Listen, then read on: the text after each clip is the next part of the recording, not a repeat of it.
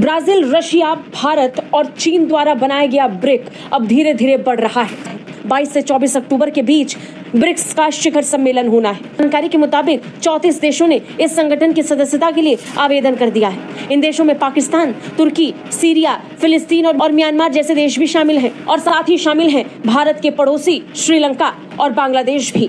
और फिर आपने हवा के रुख की बात की। अब वेस्ट और यूरोप के अंदर एक कंसर्न पाया जाता है कि जो ब्रिक्स है ये कल ग्लोबल ऑर्डर को चैलेंज कर सकता है, या एटलीस्ट जो G7 इकोनॉमीज हैं उनको एक ऑल्टरनेट के तौर पर ये पेश किया जा रहा है। तो देखिए 36% जो ग्लोबल GDP है ना वो ब्रिक्स के ममालिक के पास, जो 10 इमर्जिंग इकोनॉमीज, 36%। ठीक है जी, जो कि कोई मामूली चीज तो नहीं है। ठीक है जी।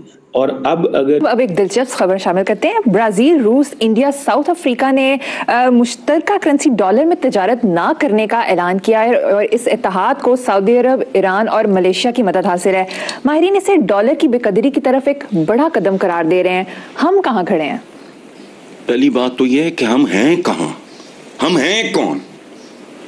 दूसरी बात यह है कि हमारा पता नहीं क्या प्रॉब्लम है कि हिंदुस्तान को देख के हम घबराहट आ जाती है या गड़बड़ हो जाती है। शंघाई कोऑपरेशन ऑर्गेनाइजेशन में भी तो हिंदुस्तान है, कोई ऐसी बात नहीं है। हमें ये हाथ नहीं मलने चाहिए और वेट एंड सी देखेंगे, सोचेंगे। भाई क्वेश्चन है कि क्या सोचने की बात है। आपका बेस्ट फ्रेंड चाइना उसमें की प्लेयर है, आप डेवलपमेंट इंटरेस्ट शो करें, आप न्यू डेवलपमेंट बैंक में शामिल हो जाए। सो मेरा ख्याल है कि जो पाकिस्तान की जो मेंबरशिप है इसमें वो थोड़ी प्री मैच्योर समझी जा रही है। लेकिन पाकिस्तान जो है वो अगर SCO का मेंबर हो सकता है तो why it can not be BRICS member. Global south को अहमियत देते हैं, ग्लोबल साउथ को अहमियत देते हैं। ठीक है जी। और ब्रिक्स समिट जो है वो जिसे कहेंगे कि ज़्यादा से ज़्यादा डेवलपिंग कंट्रीज़ को साथ मिलाता है। तो आपको इस चीज़ से पता चल जाएगा कि एक पैरेलल इंफ्रास्ट्रक्चर खड़ा हो रहा है, पैरेलल, बिल्कुल पैरेलल स्ट्रक्चर खड़ा हो रहा है। That's it. और वो जो इंफ्रास्ट्रक्चर है, इंस्टीट्यूशनल इंफ्रास्ट्रक्चर जो है वो एक चैलेंज है। सो बेसिकली ये सारे ममालिक जो हैं ये चाहते हैं कि किसी तरीका हम अमेरिका को रेजिस्ट करें, पुश करें आउट ऑफ द रीजन। ठीक है ना जी। सो मुझे ऐसे लगता है अब पाकिस्तान जिसकी GDP ग्रोथ रेट 3% के करीब रहती है, अभी हम शायद 4-5% के करीब पहुंच जाएं as per the world bank data. और अभी तो 2% 3% का, लेकिन अभी मजीद चांसेस हैं। हमारा जो डेट टू GDP रेशियो है वो 75% है, डेट टू GDP रेशियो 75% है। ठीक है जी। फॉरेन इन्वेस्टमेंट का जो फ्लो है वो डिक्लाइन में जा रहा है, चाइनीज पैसे दे रहे थे। सो हमें ज़्यादा इंटीग्रेशन चाहिए, हमें पैसा चाहिए। तो जितना ज़्यादा हम ओपन अप होंगे हमें बाहर से पैसा आएगा।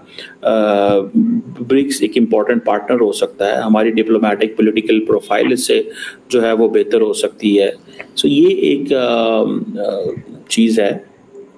लेट्स सी हम IMF के जंगल से हमारी जान छूट सकती है कि नहीं छूट सकती।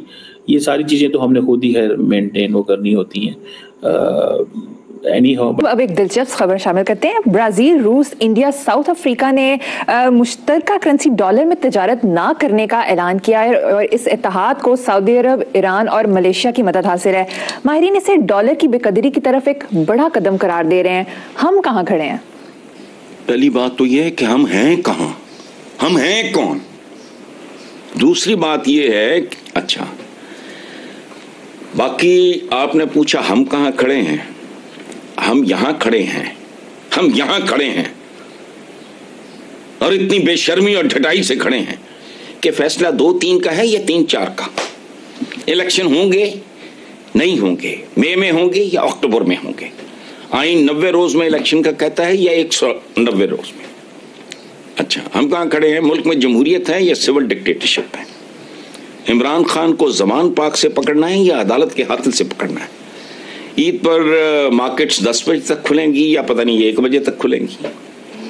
ईद एक ही दिन होगी या हस्बे मामूल हमारी यादों के मुताबिक 2 दिन होगी? आटा मुफ्त मिलेगा या मैयत मुफ्त मिलेगी? हम कहाँ नहीं खड़े। मुल्क में सूदी निज़ाम होगा या गैर सूदी निज़ाम होगा, फैसला कौन करेगा?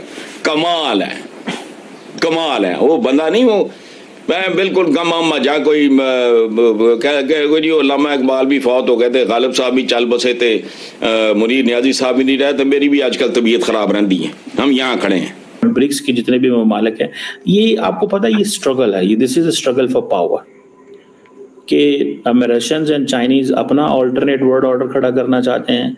अमेरिका का जो वर्ल्ड ऑर्डर है वो अपनी जगह पे जहाँ पे है वो है ही है, लेकिन एक नया अपना वर्ल्ड ऑर्डर क्रिएट करना चाहते हैं, ठीक है ना।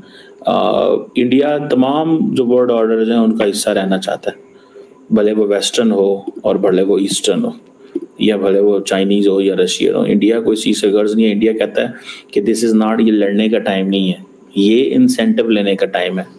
लड़ेंगे आप तब ऑर्डर क्योंकि India is not in a position to create its own order, ठीक है। वो जो नेबरहुड फर्स्ट पॉलिसी के तहत अपने खित्ते के अंदर एक रखना चाहता था, वो अमेरिकन ने बांग्लादेश में थोड़ी तब्दीलियां लाए हैं जो उससे उन्होंने हला जला दिया। सो इंडिया का जो इन्फ्लुएंस नज़र आ रहा था बांग्लादेश में होगा वो डिमिनिश हो गया। श्रीलंका में एक प्योरली एक नई मार्क्सिस्ट गवर्नमेंट आ गई, जिसके लिए जयशंकर साहब को वहाँ जाना पड़ा to win over the Marxist new जो मोइजू को उनको मैनेज करना पड़ा है, और उन्होंने मैनेज कर लिया है फाइनेंशियली, बड़ी सपोर्ट दे के 5-6 दिन उन्होंने उसको बुलाया है इधर इंडिया, और अगर फेडर जा या शिमाशी घर जा, ठीक है। सो वो जो नेबरहुड फर्स्ट पॉलिसी है उसमें उनको थोड़ी सी दरारें नज़र आ रही हैं। परेशानी है इंडिया के लिए, ये कोई आसान काम नहीं होता। देखिए इंडियंस जो हैं, और ये मेरी असेसमेंट ये है कि इंडिया में think to engage with Pakistan.